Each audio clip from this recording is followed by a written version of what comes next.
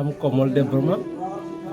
আমার বাড়ি হচ্ছে বেলবাড়ি, ইস্ট বেলবাড়ির মধ্যে পড়ে। আর আমি এখানে কাজ করি যে রোশন দেববর্মা একটা ওয়ার্ল্ড ফার্মের একটা বাগান আছে, আমি তার বাবা। আর রোশনের হয়ে আমি তার বাবা হিসেবে ওখানে কাজ দেখভাল করতেছে। যা কিছু লেবার আছে, লেবারের দেখাশোনা আমি নিজেই করতেছি। 55 হেক্টর। আর গাছের সংখ্যা মোটামুটি কত? গাছের 700,000। হাঁসের খামার করছি, মুরগি খামার করছি, আর গরুর খামার করছি। আর সঙ্গে সঙ্গে এটার সঙ্গে বাগিচা, কলা গাছ, আর আপনার পাইনঅ্যাপেল যেটা আনারস, এটাও আমি লাগাইছি। প্রফিটটা পাম অয়েল তো এইমাত্র স্টার্টিং, 2-2.5 বছর মাত্র। কিন্তু এখন আবার আমি এখান থেকে কিছু রেভিনিউ কালেকশন হইতেছে।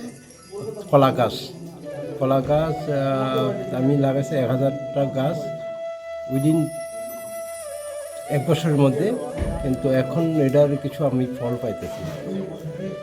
সরকার থেকে আপনাকে সহযোগিতা করছে? হ্যাঁ, কি ধরনের সহযোগিতা করছে? সহযোগিতাটা অ্যাকচুয়ালি অনেক কিছু করছে, যখন বা জঙ্গল পরিষ্কার করা এবং পাম অয়েলের চারা এবং আপনার আনারসের চারা।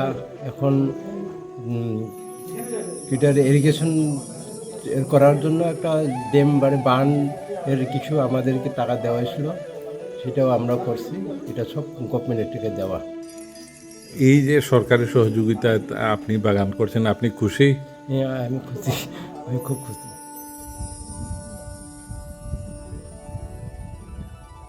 যেখানে আছি এটা হচ্ছে পূর্ব বেলবাড়ি ভিডিসি, যাতে অয়েল পাম্প প্ল্যান্টেশনের এখানে যেখানে 55 হেক্টরে রোশন দেববর্মা, বাবার নাম কমল দেববর্মা, যে এখানে করেছে, এটা দেখার মতো একটা অয়েল পাম্প প্ল্যান্টেশন।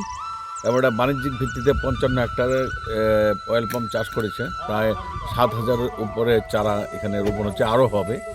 তার পাশাপাশি অন্তর্বর্তী ফসল হিসেবে কলা রয়েছেন, কলা আছে। তারপর এখানে ডাকারি হাঁস পালন হচ্ছে। তো মোট কথা হচ্ছে এই যে 4-5 বছরে যে ফলন যেটা আসবে রোশন দেববর্মার, তার এই মাঝখানে যে একটা অন্তর্বর্তী ফসল বা যেটা পশুপালন হিসেবে যে ফলনটা যেটা আসবে রিটার্ন, তার জন্য এটা উনি সব ধরনের ব্যবস্থা এখানে করেছেন। এখানে অয়েল পাম্প ইকো ট্যুরিজম একটা প্রজেক্ট উনি করছেন।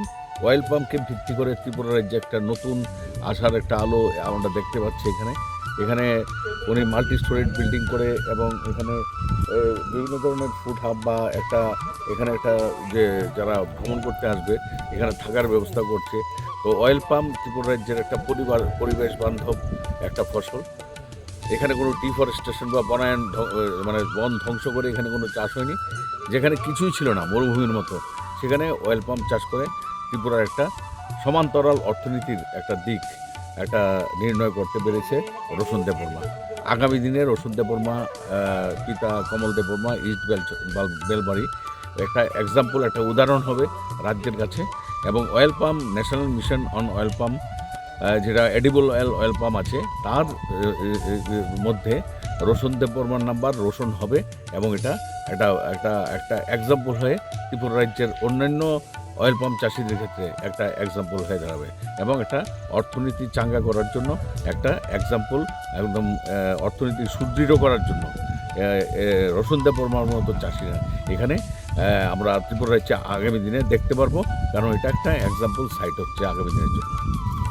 মেনলি এখানে যেটা আছে ওর অয়েল পাম্পের যেটা জলের অভাব হলে এটার স্ত্রী ফুলগুলো পুরুষ ফুলে স্থানান্তরিত হয়। তার পাশাপাশি বেলবাড়ি সহ কিছু কিছু অঞ্চলে সজারু পর্কুপাইনের কিছু খেয়ে ফেলে কচি অবস্থায়, কিন্তু গাছ যখন এটা গ্রোথ নিয়ে নেয় তখন আর কোনো সমস্যা নেই।